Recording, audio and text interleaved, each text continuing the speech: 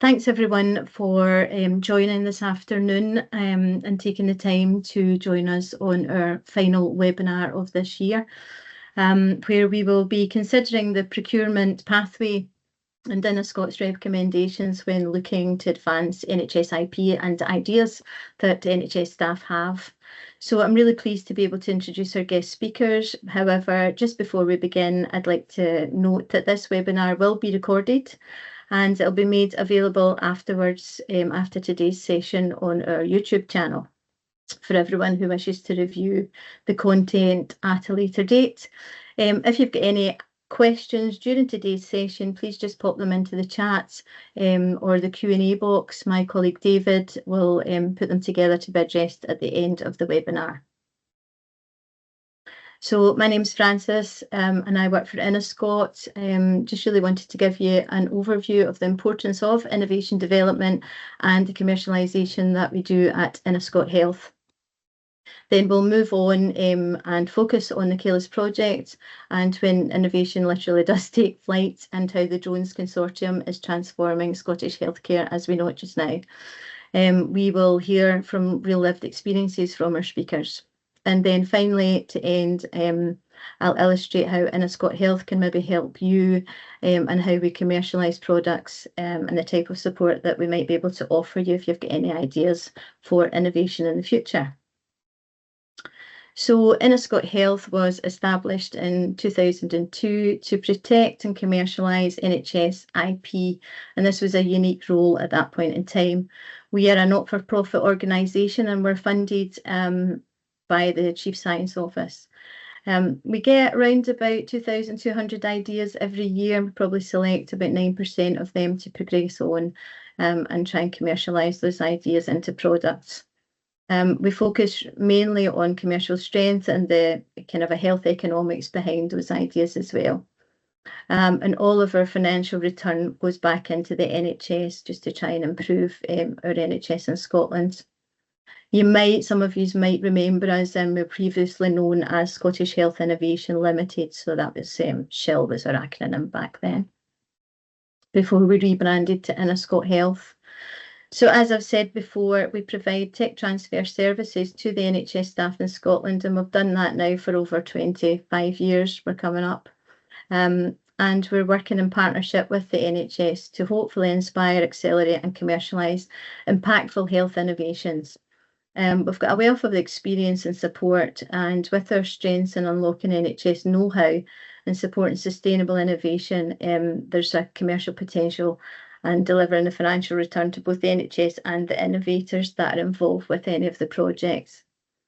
We deliver value, for example, via about 18 income-generated licences to manufacturers to make and sell a range of healthcare products, with over £250,000 in royalties returned to the NHS health boards in Scotland since 2021.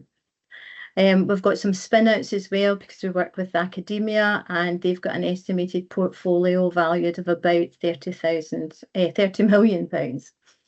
Our expertise and support goes from IP protection, project management, over to project and product development to commercialisation, all with protecting intellectual property of the NHS. We also provide some regulatory expertise, some market analysis, and our comms team is just fantastic. So we do a lot of media around about those projects that we're involved in. We're quite a multidisciplinary team as well, and we just hope to empower Scotland's diverse and dedicated healthcare staff, such as sessions like this. So it's great that you're joining me today.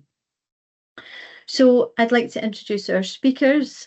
Tom Livermore is a senior consultant in transport and at Connected Places Catapult, the UK's innovation accelerator for transport, the built environment, cities and local growth. Tom has a background in systems engineering with a focus on automated systems on the ground and in the air. In the CAELUS consortium, Tom's contributed to economic analysis, requirements gathering and validation for the medical drone delivery service.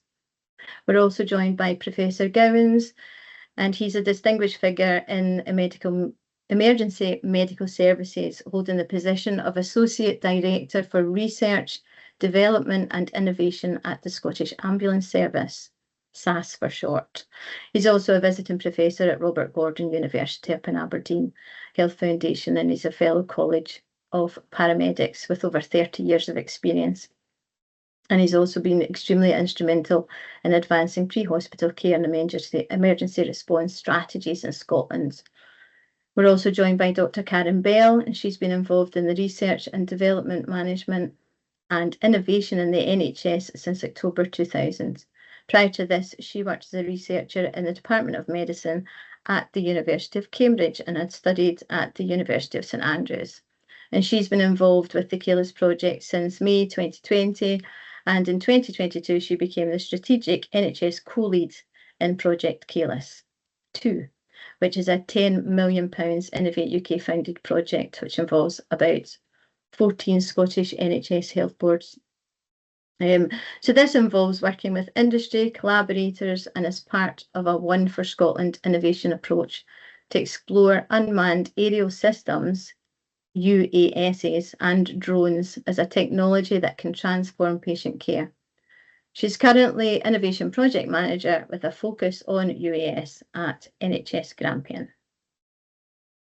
So I will hand over to Karen to kick us off first. Okay, brilliant. Well, thank you very much, Frances, for inviting myself and my colleagues, Paul and Tom, to speak today about the CAELUS project. And it's good to see in the audience that there's some other colleagues who've been involved in the work. So today I'm going to start off by just presenting a very short overview of the project and its context. And then my colleagues, Tom and Paul, are going to go into a bit more detail about two of the streams of work that we accomplished during this project. So what was CAELUS? Well, CAELUS 2 was a UKRI Future Flight funded challenge programme. And it was a project that lasted for 2.5 years, and it ended in December 2024. And alongside that project, we were involved in it, but from an NHS perspective, we wanted to understand what this technology could bring to delivering healthcare services in Scotland. But everybody in the room today will understand that the huge challenges that we have with delivering healthcare in Scotland. And those challenges, I don't need to go into any great detail with you today, but I'd like to just highlight a couple of issues. When we're delivering healthcare, one of the drivers that we have is what is the population dynamic that we're delivering to, and what is the population density that we're delivering to. Now, within remote and rural areas, we have increasing depopulation, but we also have a challenge around the modelling that has gone on to demonstrate that our over 65 population in the UK, unfortunately, is going to double by 2035. So it's great we've got people living longer, but unfortunately, their healthcare is going to become much more complex, and therefore the services that we provide are going to be more difficult to deliver, particularly in our remote and rural areas. So those were the two sort of key drivers that we had in terms of why ourselves in the NHS and also our partner SAS wanted to get involved in this work. So how did the project get delivered? Well, it was a 16-partner consortium led by AGS Airports, and we had expertise in the areas of airside integration, payload packaging development, the landside requirements, patient, public and staff engagement, sound analysis. We also had expertise to allow us to demonstrate a digital twin, develop that so we can model different logistics networks across Scotland. And we had flying demonstrations also occurring. In terms of our colleagues who are on the call today, we also had expertise in the areas of system engineering and economic modelling. And we also had the interest from our emergency services about how this technology could support the responses that they make in that crucial first few minutes of an emergency call. So Where did we fly? Well, initially we flew between Golden Jubilee and Glasgow Airport, and that was very much around building our evidence base around airspace integration. But we also flew between NHS Lothian and NHS Borders, between the mainland of Scotland and across to the Isle of Arran. And in December last year, we flew between Aberdeen and Elgin. So I said that the NHS and SAS were involved in this project as customers. But how did we actually deliver the project? Well, NHS Grampian were the lead board for this project.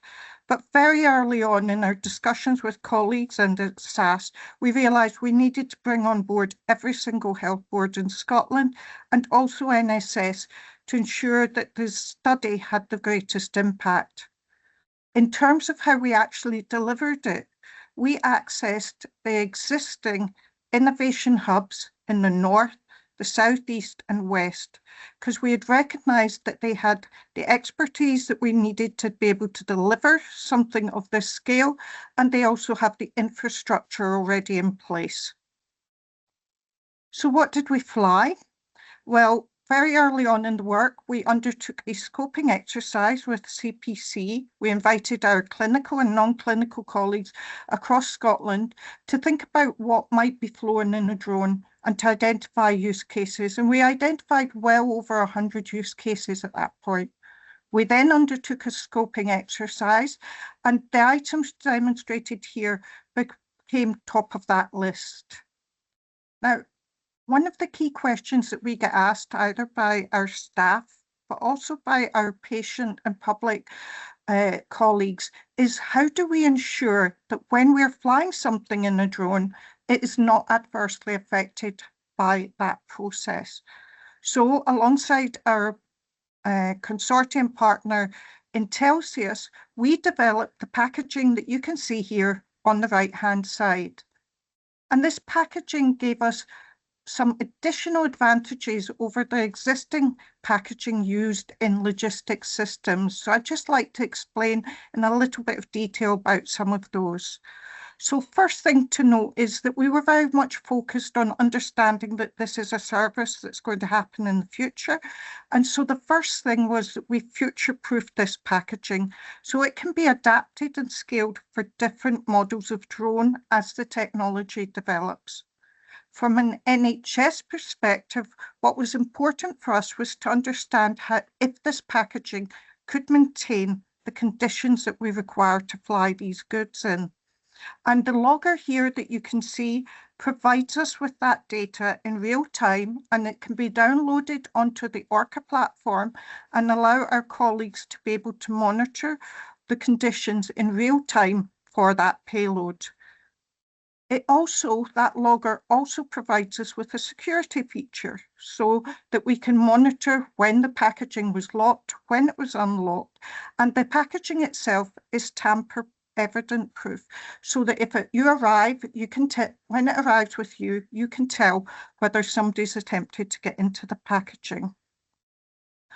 In terms of the conditions that this logger logs for us, it can log pressure, vibration and temperature. And in our project, we were focused on temperature. So you can see here in this example, you've got a payload container, and that can be configured for different payloads. And within that, you can use different phase materials to maintain different temperature regimes. We were most interested in 2 to 8 and 15 to 25 in terms of the items that we were flying during our flight trials. So I've provided you today with just a really short, brief overview to give you the context of the work that we've been doing. My colleague Paul is going to talk in a little bit more detail about that emergency response, and Tom is going to talk about the economic and the value case for the NHS. But before I finish up, there's a couple of key messages that we want you to take away. Firstly, is this project achieved a truly once for Scotland approach to innovation accessing the excellent expertise that we've got across the innovation hubs to deliver this for the population across Scotland. So we have a model that can be easily adapted for other challenging problems that we're facing within the NHS. In terms of the technology itself, we know that from the CAELUS project, that it's both feasible and viable, and our next steps are to scale. Before I finish up, I said early on that we were a 16 partner consortium. We had a number of work packages, and therefore in today's short presentation, I'm unable to cover all the different areas of work. But if you would like to know more, then we're more than happy to answer questions at the end, but there's also a link on this slide which will be shared later that will allow you to access what the deliverables were that were produced by all our consortium partners. Thank you very much.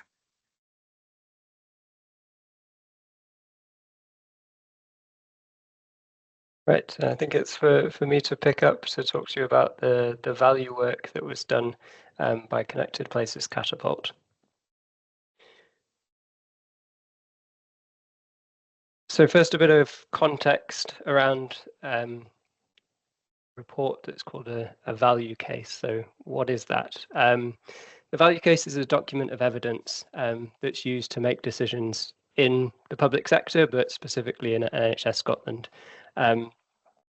Why did we look at it for this project? Well, the vision for CAELUS is a national drone logistics medical network for NHS Scotland, and we need to start somewhere. So that starting the value case is step one. How did we do it? So there's really good Treasury guidance around developing a business case. And the term business case and value case we've sort of used interchangeably in this project. So apologies if I slip one way or another. But the structure and the work that we did followed the Treasury guidance. And that Treasury guidance has a number of areas and number of stages. The first stage is the strategic outline business cases, which is what we produced. And that focuses on the strategic and economic value of what you're proposing.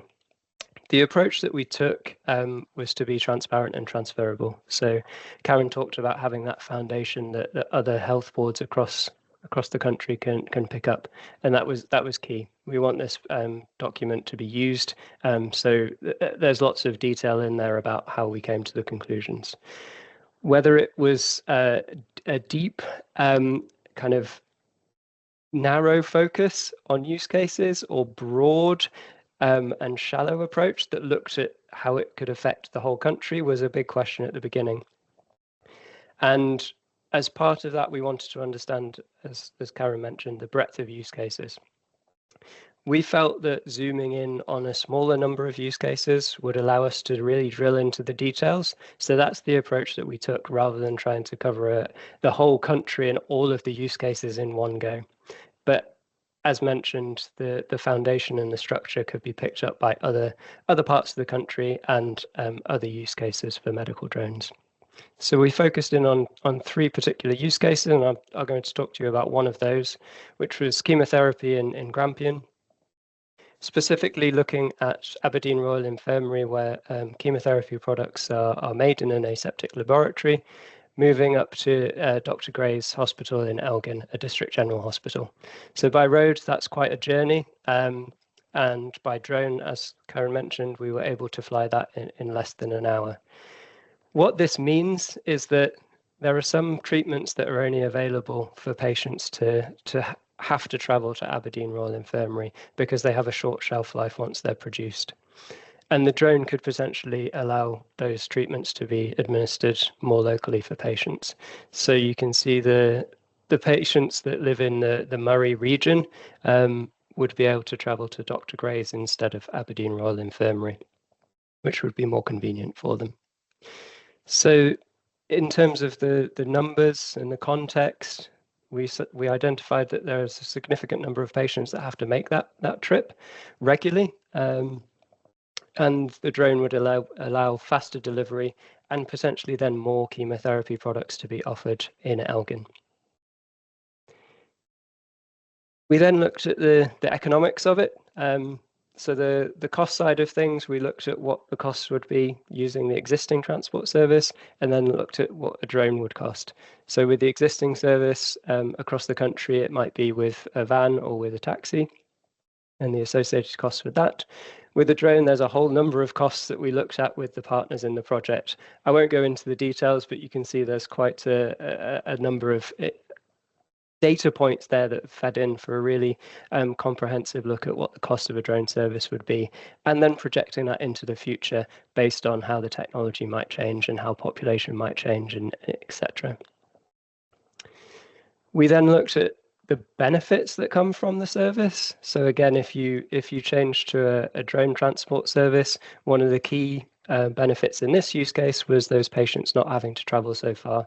And it's not just the patient themselves. Often they're having to go to chemotherapy appointments with a family member or a friend. So it's the economic cost associated with that. And the economic cost in the broadest sense can include stuff like social well-being, the time that's taken out of the people's lives, the stress, etc., all of which were able to be quantified by my colleagues who have the economic expertise.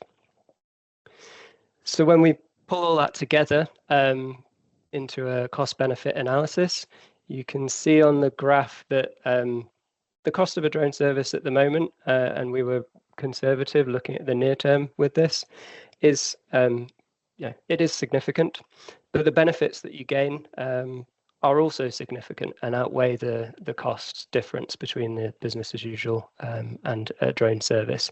So for this particular example, the benefit to cost ratio was greater than 4, which is considered to be very high. It's a really positive result. But what I would add on top of that is that in the future, the drone costs are likely to come down and the benefits are likely to go up because there was a number of untapped benefits that we weren't able to quantify. So if people are increasing the amount of uptake for the chemotherapy products because they're able to receive them locally, that was surprisingly something that we heard about. That might have health impacts. Also, staff wellbeing and retention is one area that we heard about but weren't able to quantify. And then the big one would also be service improvements. So we were looking at the drone service kind of complementing how the service works at the moment, but the real game changer would be if you're actually able to change the way the service is operated based on the fact that you know a drone service is there and can plan that in. Those benefits could be really huge in the future. So to conclude, I think we've kind of scratched the surface, and the signals so far are really positive that there is an opportunity for medical drones to have a real impact in NHS Scotland, but there is still further work to do to capture some of those value benefits that we've heard about. So there's ongoing work needed to really push this forward. But I'll hand over to Paul now to tell you about the Scottish Ambulance Service use case. Thank you. Thanks, Tom. I'll just bring my slides up in 2 seconds. Thanks, Tom and Karen, for that, setting the background, the scene. But this is how the Scottish Ambulance Service is looking to apply this type of technology. So it's funny, I didn't recognise that introduction. It sounded like somebody who was very, very clever was supposed to be coming to speak. But unfortunately, you've got me. So I've spent a bit of time on the ambulance. I did a clinical fellowship looking around the world at how we can deal with cardiac arrest. And I spent a little bit of time at the Scottish Government on the out-of-hospital cardiac arrest strategy. So that's my background. I'm a clinician by trade with a real interest in the life-saving application of technology. So the Scottish Ambulance Service is a national ambulance service. We cover all boards and islands. That makes us quite unique with regards to the landmass and the challenges we have of having to deal with not just urban, but remote and rural. And we're a busy service, you know. This is a little bit dated now, but you know, we get millions of calls. And if you can imagine, we've got a very busy air ambulance service as well with a limited number of aircraft. So we're all looking at innovation and new ways in which we can tackle some problems. So from a medical logistics point of view, it's funny when you look back at, you know, we still talk about COVID, and the reality is the Scottish Ambulance Service was really tied up with delivering vaccines to remote and rural locations and testing units. So I think that's a really strong application for the Scottish Ambulance Service. Had this technology been available, and I'm sure it will be in the future, will be how we can deal with some of the logistical problems of getting equipment where it needs to be or treatment at scale. Building on that, apologies if anybody was involved or knows about this incident in Scotland, but I think it's a really important tale. And if anyone wants to contact me afterwards, I'm quite happy to chat about it. But this was a rail crash by Stonehaven. Now, the reality is you have crews on the ground who are trying to look after patients, and you have commanders remote to the scene who are trying to make sure business as usual is going on in that geographical area. People are still having heart attacks and strokes. We can't just throw everything at the incident. They're also thinking about, do we deploy a helicopter? Are there any safety concerns that our staff are brilliant, but sometimes they will put their own safety concerns second, and that all falls on the commander to make the decisions. So the idea of having remote access to live data is yet another use for drones for us. But this is my big interest. So Scotland is part of the Global Resuscitation Alliance, and they've come up with these 10 steps to look at how we can improve survival for out-of-hospital cardiac arrest. One of the key ones is about the use of smart technologies, and I'm going to get through as quickly as I can to show you a small video how we think technology, and in particular for this presentation, drones, could marry together in order to try and save lives. And we're not the only ones doing this. So in Sweden, they've actually had a confirmed case where a defibrillator delivered a drone and that patient was shocked prior to the arrival of the emergency medical services. Over in North America, they're looking at this as well. And these are high impact publications that are now creeping into the literature as the evidence-based builds. And even closer to home, this last document was a simulated feasibility study that was carried out in Wales. I do have a bit of a strap line. When we first started looking at drones, it was if. It's not an if anymore, it's a when. How can we design the system that we will get the most out of it? When we think about private business, Amazon, Google, the post office, they're all going to have, they're looking at drone technology. The ambulance service is quite unique. We've got a foot in two camps. So we're part of the NHS. We're also very close working relationship with the other emergency services. I don't think the ambulance service is ever going to own drones. I just think we're going to piggyback payloads onto other people's drones that can be tasked appropriately for emergency scenarios. So I've said it's not if, it's when, and this is what we think it could look like in the future, joining some technologies together.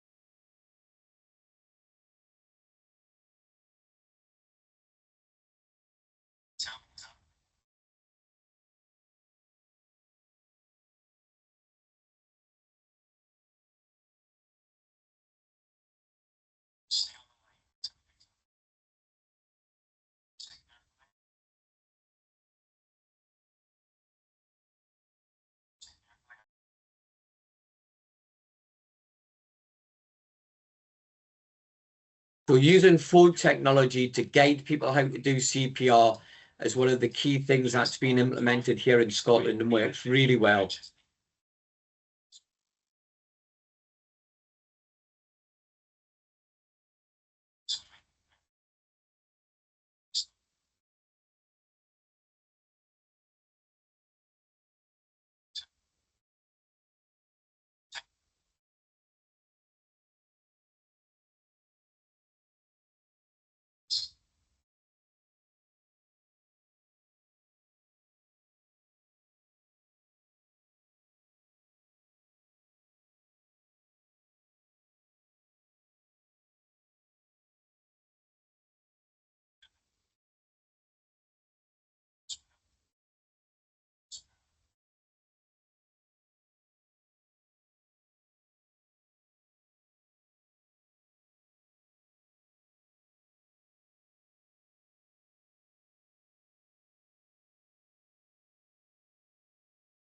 So I would like everybody to download this app.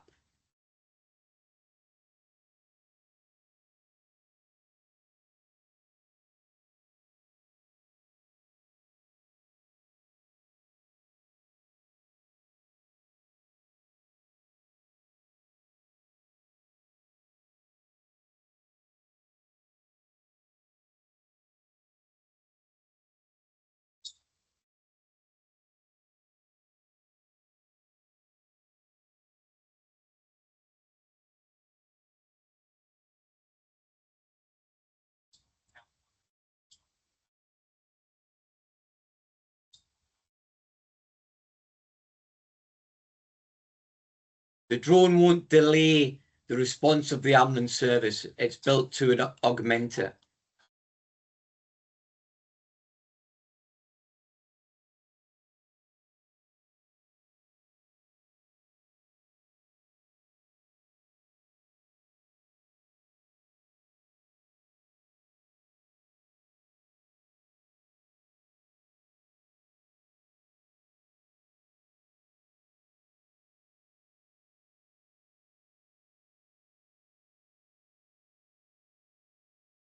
Okay, so I talked a little there about the research. So two big pieces of research that have been done around cardiac arrest here in Scotland.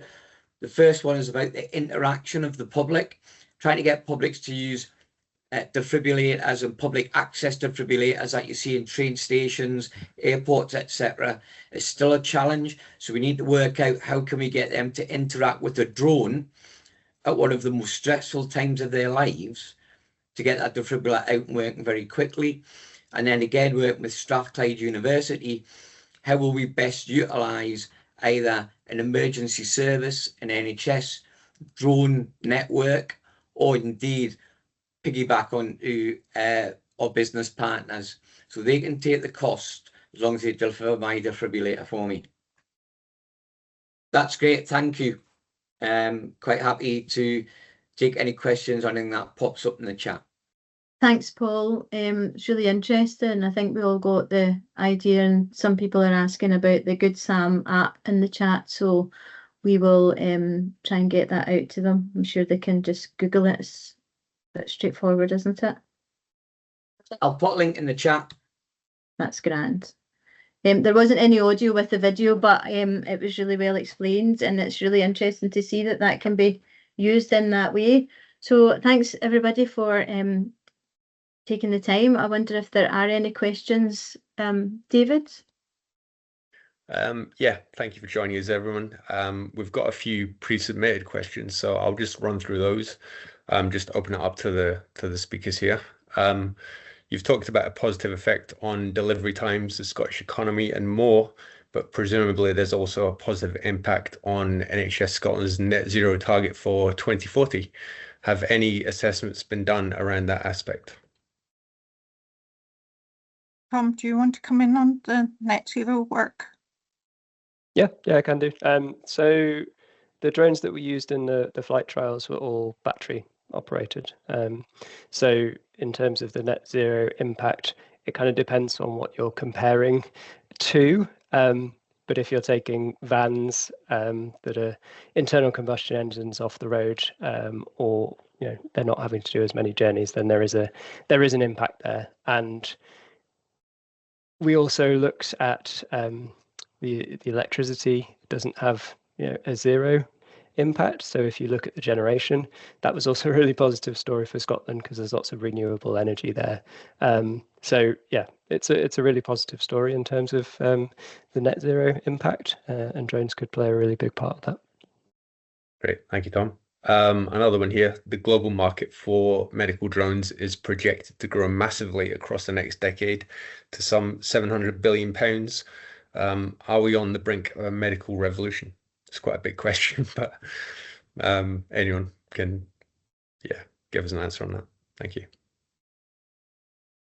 I guess one thing to say would be that in certain parts of the world, this is already happening. It's day in, day out. In certain parts of Africa, for example, medical drones are used every day and having a real impact. But yeah, the future is really positive as well.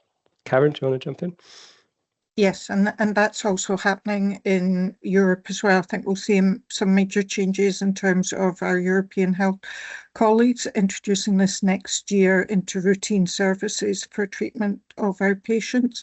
So I think we're very much watching what's happening in the rest of the world, and we really feel very strongly that our own populations and our own staff, because we feel that there's benefits for staff in terms of how they deliver care on a daily basis, should have access to this technology. So yes, I would say we are on the brink of a potential revolution, because one of the key things is that this technology can support movement of things from A to B, but can also disrupt the existing pathways that we have. And as Tom explained, move items to the patient so that we don't have to have people traveling. Okay, thank you, Karen. Sorry, Paul, come in. Yeah, so again, didn't touch on it in this video, but putting drones or using drones to enter dangerous spaces. So I didn't talk, in this group about things like counter-terrorism. These events happen, on a fairly regular basis now. And the fact that we could expose a drone, rather expose staff, and even my colleagues in fire, using drones for firefighting in things like the big wildfires that, where the speed of the fire can overtake the crews. And again, in sounds silly, but high-rise rescue and high-rise flats. Again, there's a lot of emergency service applications that I've only just touched on here. So I think technology, artificial intelligence, all these new things, it's going to be difficult to keep up. I don't think we can describe what 10 years time will look like. It moves that quickly. Thank you, Paul. One here that's maybe a little bit sensitive, but I'll give it to you anyway. How vital to the future of CAELUS is the Civil Aviation Authority recently outlining its ambition for drones to be routinely flown in the UK beyond a pilot's direct line of sight by 2027. Sorry, slightly complicated, that one. So I think it's crucial. We understand that one of the challenges that we have is that there is a regulatory roadmap to take us to those stages. And one of the key things that both CAA and Future Flight are focused on is how do we start to scale these services beyond the existing use cases and tests that have happened, not just in healthcare sector, but also in the other areas where technology is routinely used. And it will be key to that the regulator follows that roadmap and delivers on that roadmap. And certainly our discussions with them, and we meet with them fairly regularly, is that they are completely committed to doing that and delivering that so that those benefits can be materialised for the UK by 2027. Good, thank you. Another one, all going well for CAELUS, is AI the next potential scale up for medical drone deliveries? For example, do you think AI for autonomous navigation, real-time route optimization, and obstacle avoidance might be in the pipeline? Paul, go for it. So the short answer is yes. So again, Scotland is the only ambulance service in the UK that has a government-funded ambulance service, and things like deconfliction of air assets and navigation is a concern, but it's something that's been looked at through all types of aircraft. So people get really concerned about there not being a pilot with the drone, but the technology is moving on so quickly around deconfliction of all aircraft and all assets, and up to a point we already use AI with regards to rerouting past aircraft that are already on emergency. So we've got an aircraft flying from A to B and a more serious call comes in at sea. You don't have time to pre-plan that, so those routes come in. It's like a posh sat nav. Okay. I think we're running out of time, but I think we can just squeeze in Christian from the Western Isles. I think the first question, Karen, you've already said that there's a bit of sensitivity around that, but are additional NHS boards being considered for expansion? So yes, unfortunately, David, we're in a position at the moment where the next steps we're currently embargoed to be able to talk about them. But in terms of that, yes, we are still very much looking at this for Once for Scotland approach. So in terms of being able to scale that, other health boards will need to be included in that work. I just unfortunately today cannot go into a bit more detail around that. Sure. Okay, I think we're running out of time, folks. So. Can I just add in something about the automation and AI?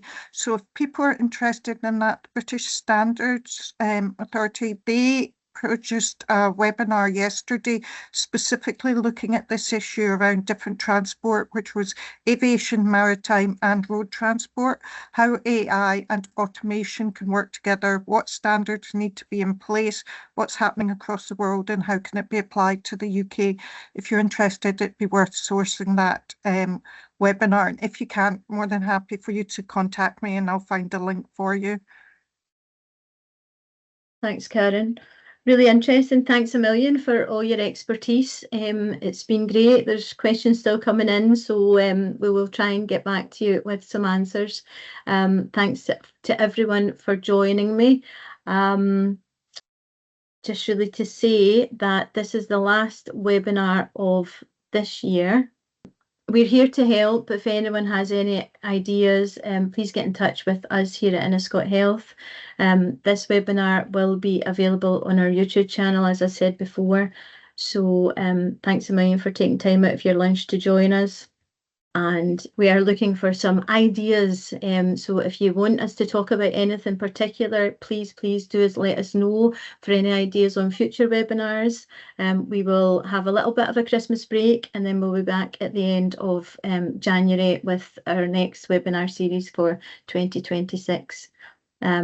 So all that remains for me is to say thanks a million. Have a great Christmas. It's a bit early to be wishing that, but thanks again, and we'll see you all in the new year. And thanks again to our speakers. It was great. Thank you very much. Thanks, everyone. Bye. Cheers.